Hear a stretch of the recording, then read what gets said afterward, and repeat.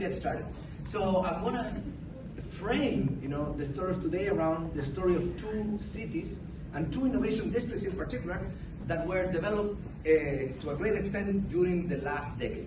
This is the story of Yachay and the story of Zhongguangzhou. So how many of you have heard of Yachay?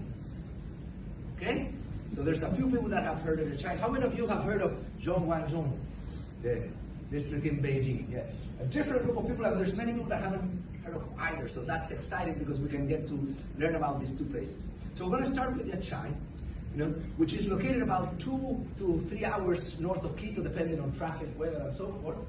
And it was an effort to build a city of knowledge and university with a $1 billion funding. So in the 2010s, the president of Ecuador at the time, Rafael Correa, started a project to create a city of knowledge in what used to be a sugarcane plantation of the size of Manhattan. So it's a big plot of land, and it was a very ambitious project.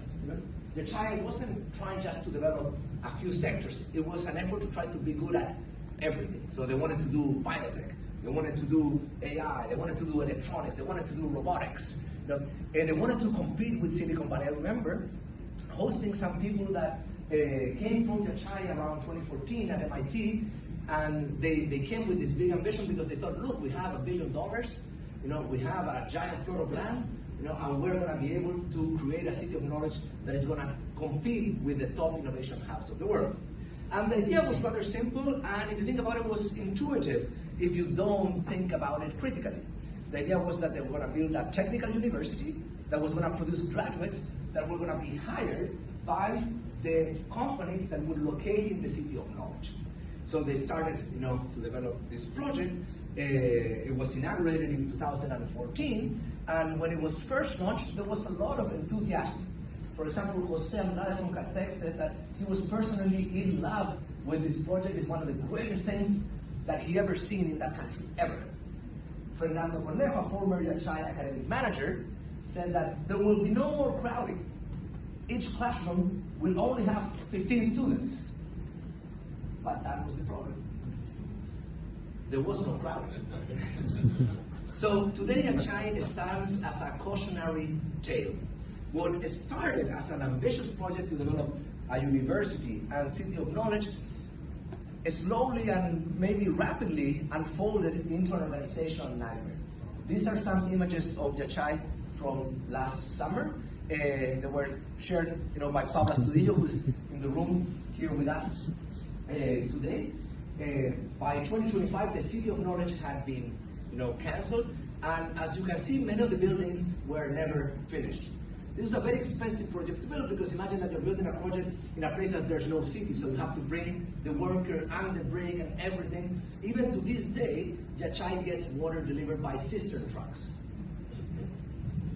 So what Yachay tells us is that this idea that we can build knowledge because we have the land and we have financial resources is an idea that is in some ways credulous.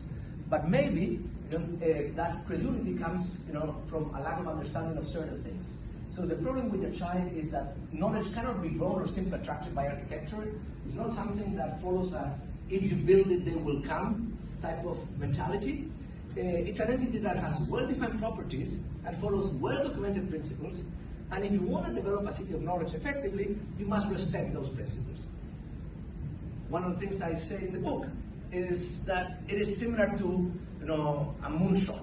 If you want to go to the moon, you want to build a rocket that is able to take people to the moon or devices to the moon, you need to respect certain principles. You need to be familiar with the laws of gravity, you need to understand chemistry, you need to know aerodynamics, and if you don't know any of those, your effort to build a rocket is going to be doomed, because you're not going to be able to build a rocket that is able to take off in the way that it would need, or it's going to fly in the way that it was supposed to be able to get to the moon. So if we want to develop knowledge districts or innovation districts, we need to understand what those principles are and then evaluate those plans in accordance to these principles. Are these plans that, in some sense, are in agreement with these principles? In that case, you have a tailwind.